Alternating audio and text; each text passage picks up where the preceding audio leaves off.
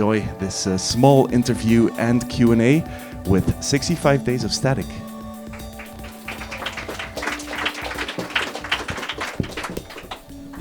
Good evening, guys. Hi. Hello. Hello.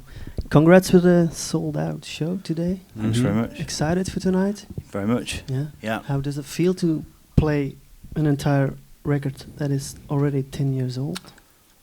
Well, that's a good question. Really, pretty good actually. We had some really big reservations about it to begin with. Well, because it's a bit nostalgic, and as we were putting the record together for the live show, it became clear at first that although the songs worked together as a record, to actually turn that into a live show was really quite disjointed and a bit strange because of how different the songs are and how we had to do different things to be able to play them. So for us, it felt really odd. It didn't feel like our normal live shows. But then we did the London show 2 weeks ago, and it went really well, and the crowd loved it, and that kind of made us feel a lot better about it. Yeah, and we've been doing it this week in Europe, and it's been a lot smoother. Yep. I think the thing is that we spent 10 years kind of, we wrote that record, and obviously it really changed things for us, and we ended up being a band that got to tour and be in a band and stuff. But we always kind of knew that we weren't making records that weren't, we didn't feel they were as good as what we managed to achieve live, and so we spent 10 years kind of thinking about playing live and like what that's all about and how to make kind of the best possible live set as a journey.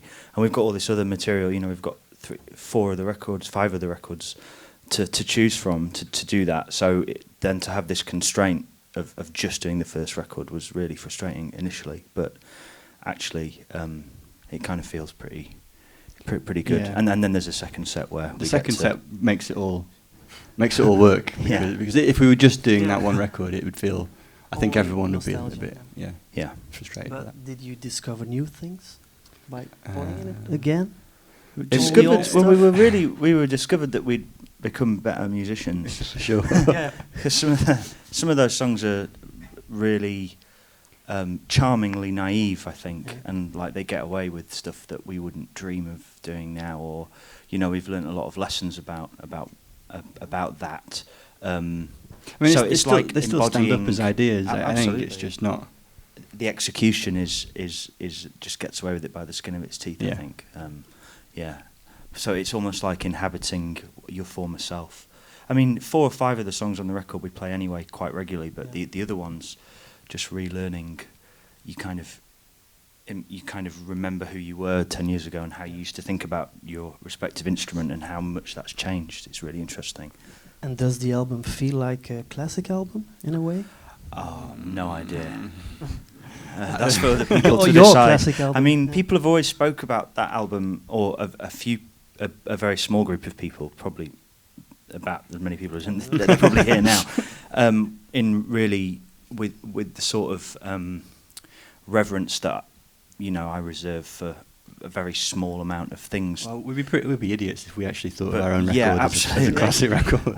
And if we really did think that record was that good, we would have stopped being a band. We wouldn't have tried to do anything else, because that's kind of one of our number one rules is if we ever feel like we achieve everything we have to achieve, then we should stop, because there's a lot of bands probably making music for the wrong reasons, i.e. to keep being in a band and to pay the rent, but that's they're really crap reasons for carrying on being in a band. So you should have some, you know, sell out. Yeah, absolutely. I mean, we were, how old were we? We were really young, and we kind of made that record by mistake. We didn't really know what it was that we had, and even after we'd recorded it, we were happy with it and we were very excited about it, but we didn't know that people were going to react to it like that. So that's really awesome. But we had no idea. So You did a great job because it was recorded in only 4 days. Right. Yeah. Yeah, it was like 2. It's kind of like we recorded mythology. Recorded half of it in 4 days. Yeah. Or 2/3 of it in 4 days, and then because it wasn't going to be an album, it was going to be an EP. Yeah. And then Monitoring Records said, no one cares about EPs, you should turn this into an album, and then I can release it as such. So we went in for And now no one cares about albums, so No, there you go. go That's back. how it is. But Um, there's still this struggle for life after all these years. Well, no, I think to talk about some of the other records, we ended up making our second record. We made to kind of prove that the fall of math wasn't a total fluke, because that's how we felt. Really, there's all this press, and we came to Belgium for the first time, and we went around Europe for the first time, and we were just like, what if that was just luck? So then we made that record, and then after that we made that was a pretty cool record, and it had Radio Protector on it, and so we felt like, wow, thing. And then we got given a slightly bigger budget than we'd ever had before, and we went off and went absolutely insane in Scotland and made this insane record, which it just is almost impossible to play live. It's a studio record, but it's not a very good studio record, so it didn't really achieve, it tried to do a lot. It tried to do a lot of things, and I don't think it achieved any one of them very well.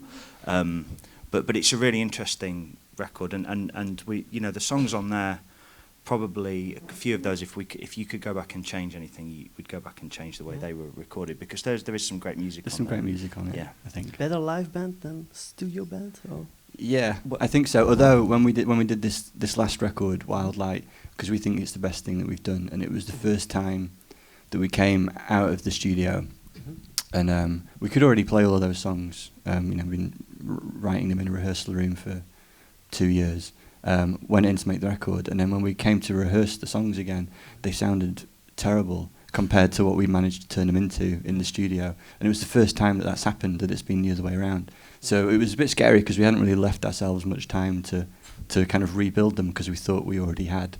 But it was exciting at the same time. It felt like we kind of leveled up across the board. But gave it any freedom in the beginning, starting with the electronics and then becoming a band?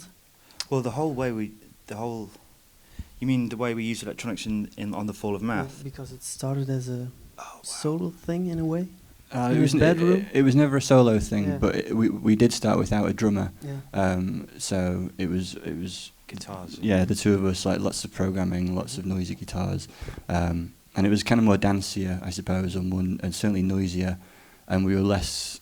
The arrangements of the songs were probably less obvious. It was, I suppose, a bit more experimental. Though that's not what we were going for. We were just like. But we had no frame. We had no way to frame what we were doing. What we were interested in doing was getting out of Paul's bedroom and into a live arena as fast as possible. And what we wanted to do when we were in that arena was kind of piss off all the really crap indie bands that we had to play with all the time. So we really wanted to be something. It doesn't. Well, they're probably not even going anymore. I mean, but so some of them are. Yeah.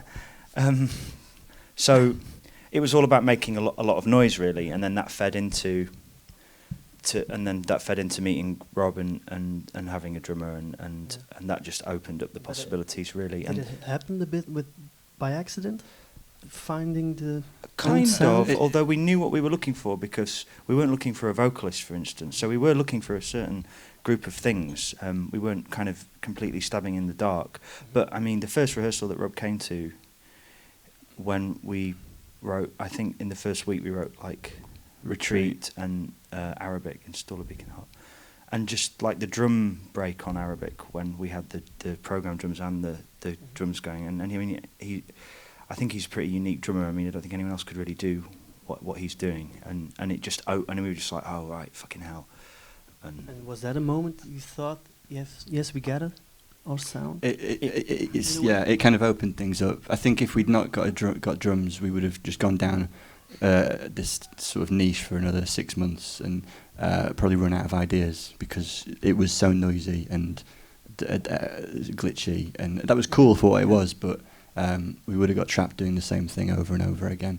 But sort of doing that side step so early on took us in this completely new place. And could that be a good advice for young bands? Just take your time, evolve your sound, work with different musicians, look what happens, evaluate. That's as good as any advice that I dare to give to young musicians. I mean, well, just don't do anything that you don't want to do. Just make the music that you want to make. That's really all the advice you can have. But I think people have lots of different motivations for being in bands as well that that I don't fully understand. So I'd hand out very little advice. Yeah.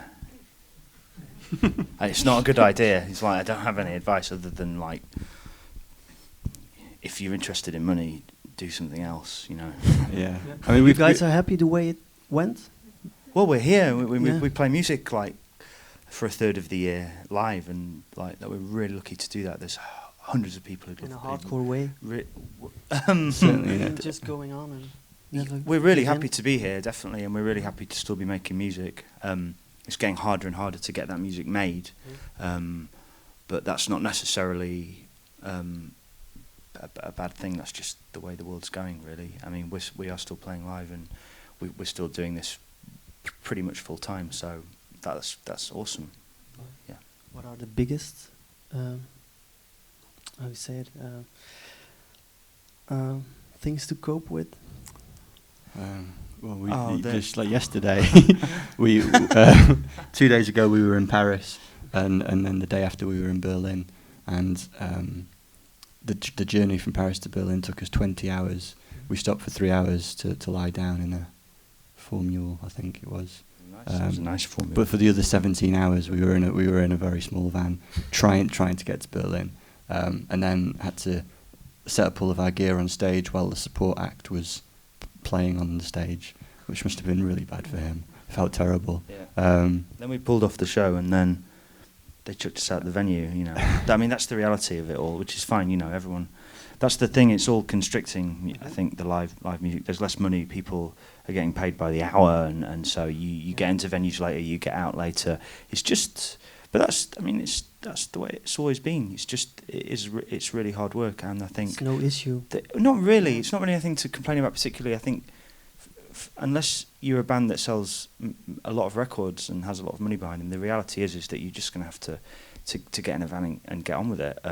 It would be nice if that was the only time that makes me feel particularly angry is when it impinges on the live show and the quality of the live show, because a band like us, after doing 6 records, I mean, let's be honest, there's some really great things that we've achieved, and we've been around the world, but we're not playing to thousands and thousands of people, and in a lot of places we're playing to 100 or 200 or 300 people, and we're trying to pull off a standard of live sound that's really above a lot of the infrastructure in those size places, and so that can be frustrating. I don't really care if someone doesn't buy me a pizza at the end of the night, particularly because, you know, it's hard work.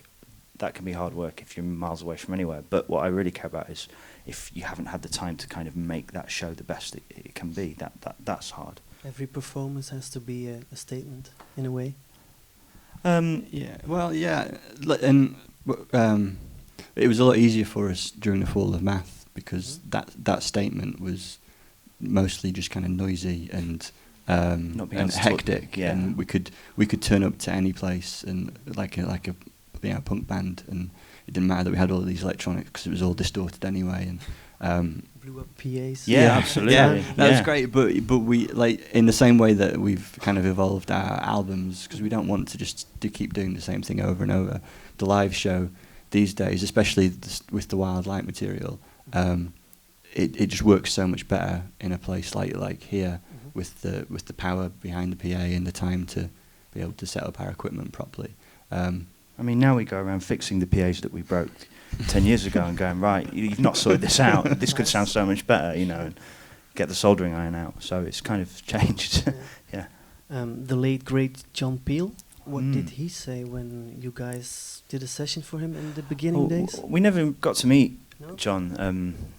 It was one of the last ones he booked. He had 3 left, and then he died, and they honoured the last 3 sessions. So, I mean, that was crazy for us.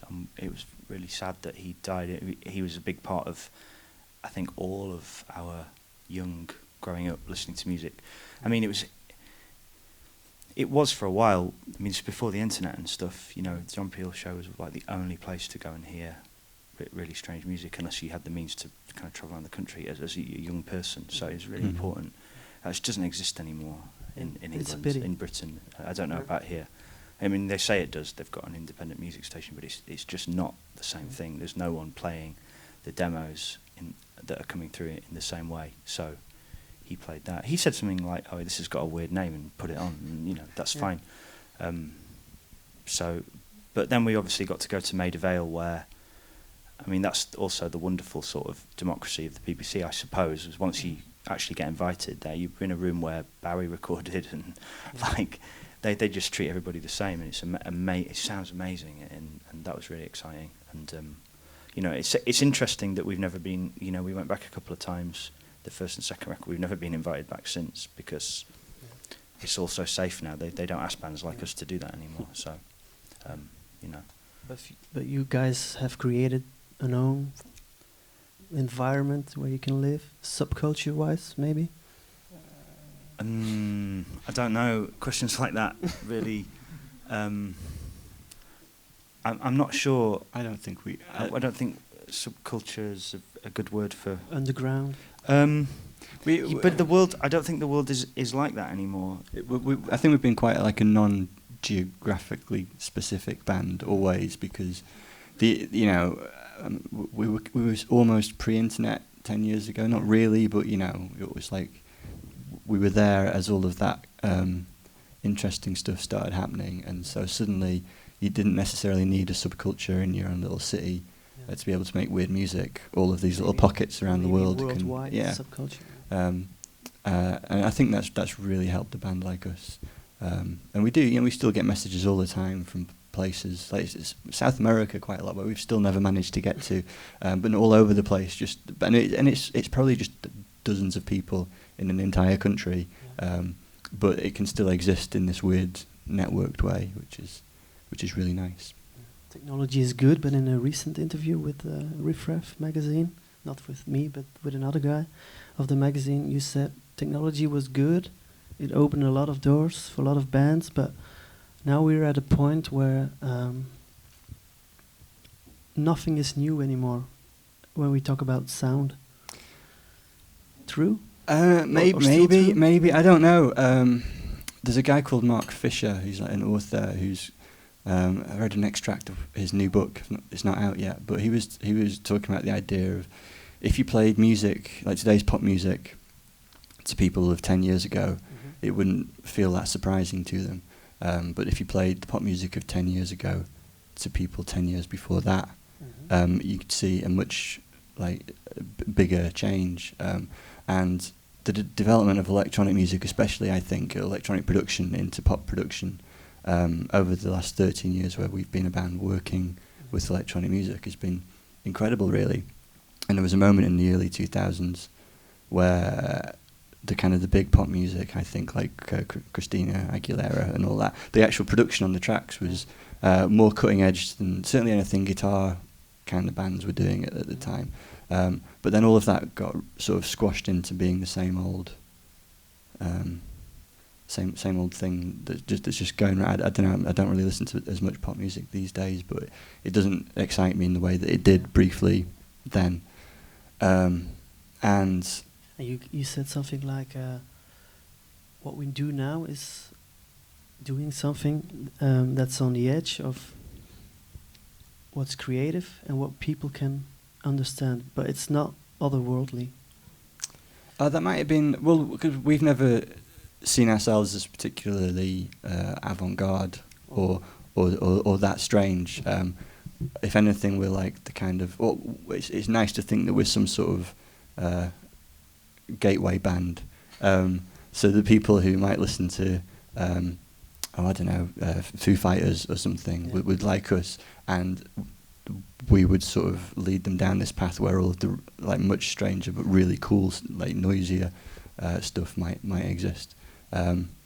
Because give examples of. Well, I don't know. I mean, compared to Foo Fighters, I suppose we're pretty strange. But compared to Autechre, we're practically pop music, and and Autechre are fantastic, you know. And it's they're all doing different things. So I think that's just we always want to be kind of useful as a band, I suppose, because it can be quite a selfish or self-indulgent pursuit otherwise. So that's just one way of trying to justify it to ourselves. But you can still surprise yourselves when you're writing and recording. I think so. It's just hard to know how to do that. I think we're on a very slow learning curve that's just starting to get going, really. And the thing for us as a band at the moment is that we feel the opposite of a band that's running out of ideas. We feel like we really loved like Wild Light. It was really towards the end of Wild Light that we were like, hang on, we're writing together really, really well. This is really exciting. Now we have to make this into a record, but what we'd really like to do is kind of write together more. And obviously we've been on tour pretty much since that came out, so we're not getting to do that. But as a band, we definitely feel like the destruction of small ideas and the kind of rethink that we had to have, and then through exploding, silent running, just completely rethinking what it was we wanted to do, and then we kind of ended up with this new record now. It just feels like we've learnt so many lessons, which aren't really lessons you could write down on paper, but just lessons about being in a room together and about the noises that we're good at making and how it all fits together. It's like it's almost like being in a new band, it feels. So that's really exciting, I think, yeah. And did you learn something? You always say we were a small indie, no, not an indie band, but a rather club band. But what did you learn of touring with The Cure in bigger venues?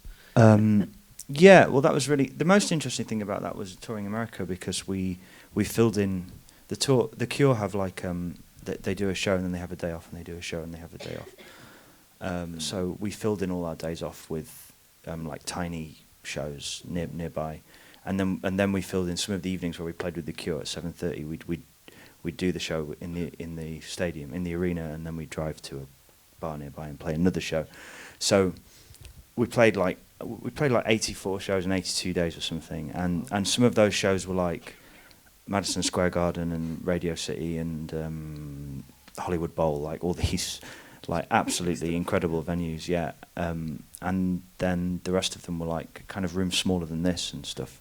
And just going from doing that, chopping and changing, it's like, right, how do you make your music work to like two people who don't know who you are and are quite annoyed that you're playing because they just wanted to have a drink? And how do you then flip that to playing to like 10,000 people? And that's the kind of that's really good. You can apply that all the time to like every day. You can apply that to any show you turn up to. Yeah. It's like that's probably the lasting lesson. And you still use those experiences? Absolutely, these yeah, days? absolutely, yeah. I mean, yeah. I was going to give away one of my. I pretend. I mean, all the time. Like we did a really long tour last year, and we got to America, and it was hard work. And the last couple of weeks of that were like, oh man, this is, these venues don't work. That frustration I was talking about before. I just pretend I'm at Wembley. Yeah. And it's Freddie great. Yeah. And if you just say, well, actually, this is really important to these 5 people, and then it's just fight for every and soul. you just apply it. Yeah, it's great. Yeah. And sound-wise, were you inspired by what Robert Smith and the dudes do? Yeah, absolutely. We used to watch, Plainsong like every night. We used to like pack up and run and watch them do that song because it's just incredible music. They're writing pop music that's still exploring all these new ideas and really kind of strange, but it's still completely accessible to everyone. That's great. It's just a great balancing act. You guys do have an accessible sound, because if people know your records, they will say it sounds like you. Mm-hmm. And it's said that the new record is a little bit going back to the beginning days. Yeah, I can see that. Yeah, I think it has a similar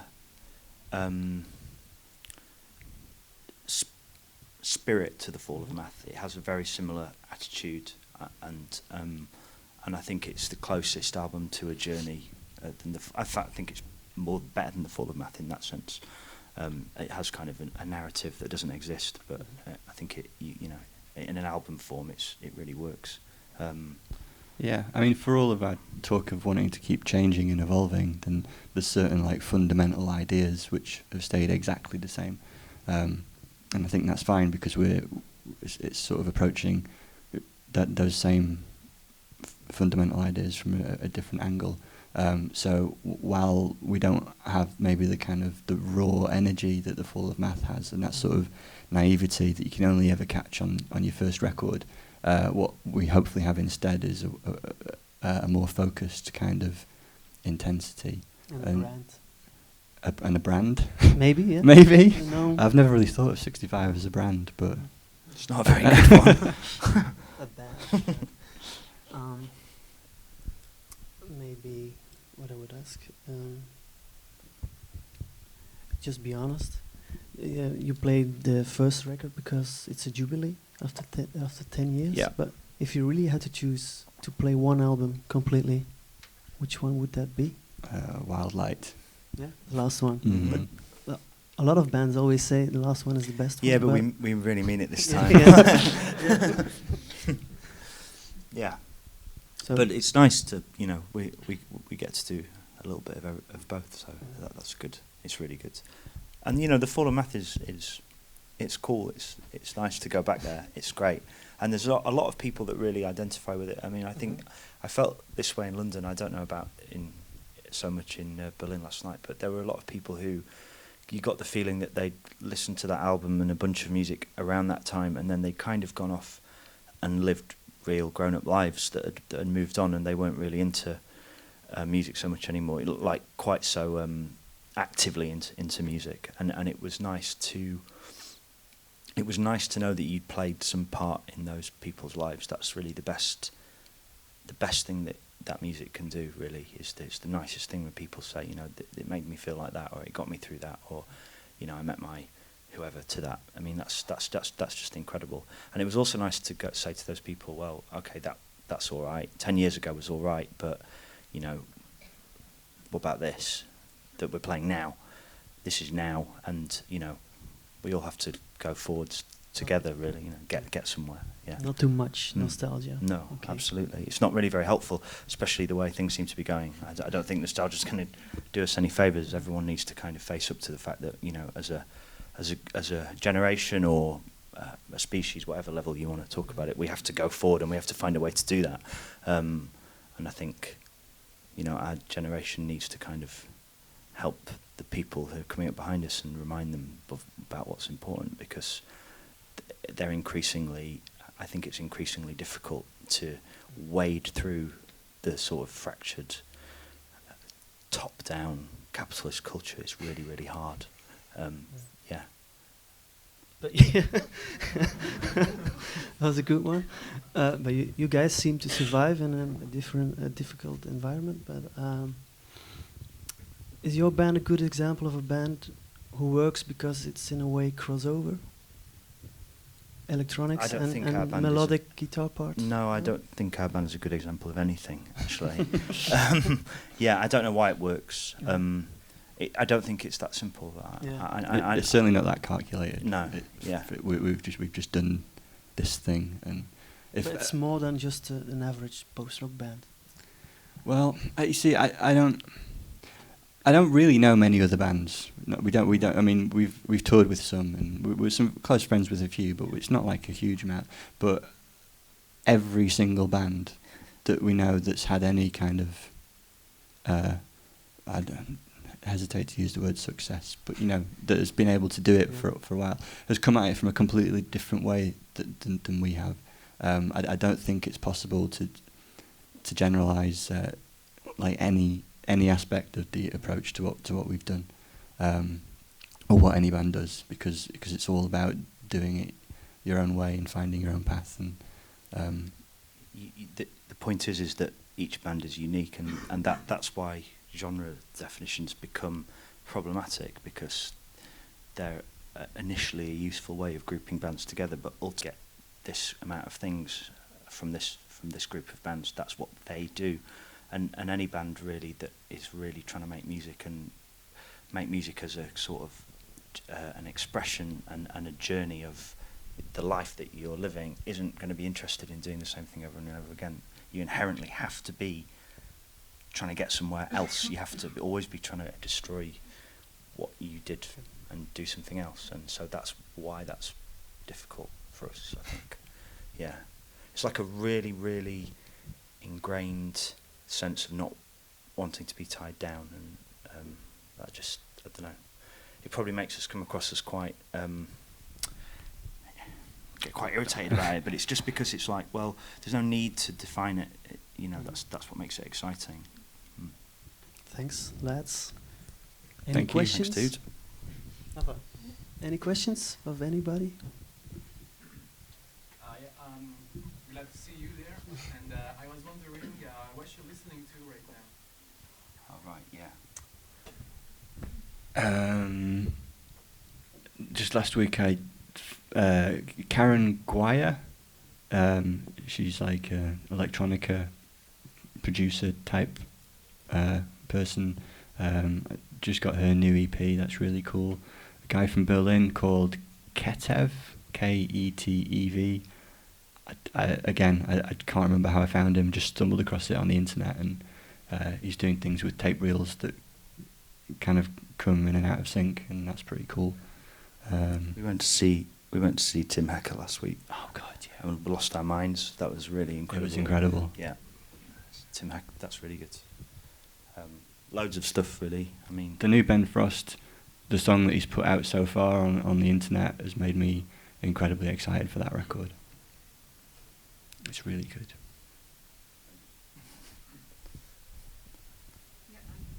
yeah, Sorry, but it's not a 65 question. good. That's fine.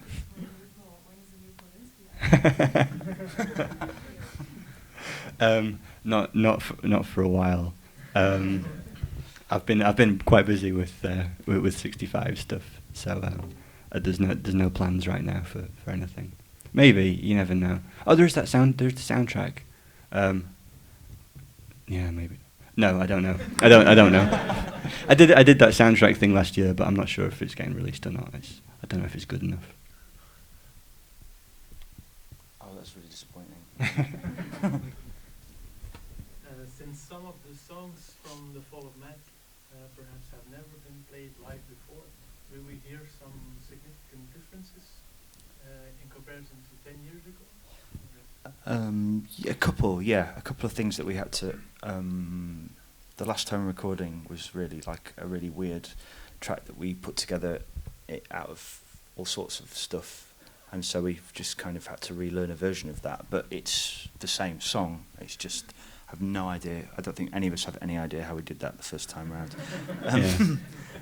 But mostly it's quite pleasing stuff. Like Default This was something that we never really had the technology to do something like that live, but obviously that's kind of, I think that's the interview that you were talking about. It's like you can buy a box that allows you to play something like that now. That's what's changed. You can buy that technology. It's made of plastic. It comes from China. You know, it's available over the counter, and that is what's changed. So, yeah. But mostly the songs are. Well, yeah, like there's a few that we would have loved to have really got stuck into and changed a lot more, but that would defeat the point of what we're doing. You know, it's like it was kind of trying to find the best way to more or less recreate what's already there, but trying to use the new skills that we've learned along the way. Thank you. No worries. Yeah, a bit in the same way. Did you try to get as close as to the album? Or do you? I mean, we're still using essentially a lot of the same pedals and I think some of the same stuff. So yeah, I mean, we attempted to do a sort of hopefully we did. Yeah, we didn't try to deviate too much from it. We did try and get away from the sort of really harsh, some of the really harsh tones and stuff on there that we're not really into anymore. So we've tried to warm it up a bit, but we haven't tried to reinvent. The hardest thing was there's quite a lot of missing data. Like a lot of the samples had just been lost to some like broken zip drive or something along the years. So we had to kind of rebuild some of the programming, and a lot of that's fine, but a lot of the really, you know, the very unique sounds. I think we sampled the record a couple of times to rebuild that instrument for us to play it live, and yeah, that actually took a really long time. We had to go to the studio and everything, and no one will ever notice that's what we did, or that's the idea. But hopefully they sound more or less the same. I wasn't at one of the Cure gigs because of money reasons, basically, and I cannot really imagine you playing at such a huge, before such a huge crowd, because you are basically confronted with Cure fans only, right? So my question here is, when you're playing in front of so much non-fans, does it affect you in any way? Is it different to play in such a crowd in comparison to us, for example? Yeah, but I mean, it's a bit like playing festivals. It's a bit like the first 2 years of touring the Fall of Math. Yeah, It's a fight. It makes you play really, really hard to just kind of win people over. I think, is that what you were gonna? that's what I was going to say. Yeah. It's like a challenge, a different kind of challenge. Yeah. And keeps you on your toes. But also, I mean, playing in those places, and it's so hard to even see all the people because it's just all, it's just a big black hole that you're playing to. But you can hear how massive the sounds that you're making are just bouncing around the place, and it's so much fun. All right, great. Hope it will be fun tonight too. Yeah. There's course. no more questions? Is that? Yeah. Okay. They told me to. Oh no, it's all right. It's just sometimes. No. Yeah, go on. Okay. Firstly, I heard you say we shouldn't be too nostalgic. Yeah. I'll work on that, but will you play Tiger Girl tonight? No. Second question then, what place do you go to when you are on stage and playing your music? Where do you drift to? Well, I think that's what keeps it. It can be really different, really. I don't know. I think if you could describe that, you kind of wouldn't need to be doing it. It's really, it's better than anything else, really. I think when it's good, and even when it's bad, it's pretty great. So, sorry, I don't. Yeah. It was that interview yesterday or the other day. Like, it's the bad shows that you can remember in really fine detail. Yeah. But the good shows are always a bit Like kind of flying. fuzzy. You just It's come great. off and it's like, it's like a dream. But that's all a bit, whoa, like, yeah. Yeah. On the Volley and also the Fall of Maths album, you have the Girl Boy logo. Is there a special meaning about it, or it's just an idea? Well, it's a logo from from a computer game. It's a pixelated drawing from a computer game that Paul had when he was a kid, and I'd never played it. But when we started, this is probably quite amusing, but it's kind of true. We were just making loads of noise because we were really scared of talking to girls, and like and that logo is just two people kissing, and we were quite interested in kissing people, so that was kind of what it was all about, really. Yeah. But it holds true now, even after I have actually kissed someone, and I know it's quite cool. But like, that's a cool thing, That's a really great thing to try and express. So I think that's it. Yeah, That's it. good thing to end it on. Every evening Q&A. No. No, just you this guys. one. Yeah, no one cares anywhere else. Success for tonight. Thank you very much. Thanks. Have a good dinner, I guess. Thanks. Mhm, Yeah. cool. There you go. All right. Thank you all. Thank you all.